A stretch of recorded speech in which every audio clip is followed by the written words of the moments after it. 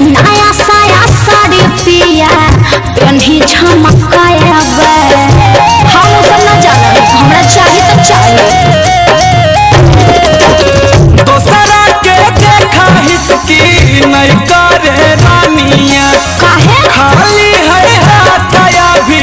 बुझे परेशानिया के ना दे भोता सुन जा भगरिया आहो पिया के न दाना 1600 के साड़िया आगे धानी कहाँ से दिया 1600 के साड़िया हर बहाना बनवा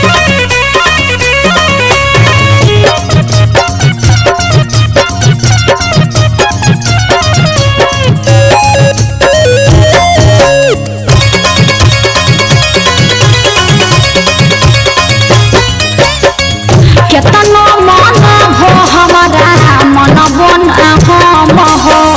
हम काहे रहबै पिया के करो से कम हो ना देबो तो झगड़ा धरल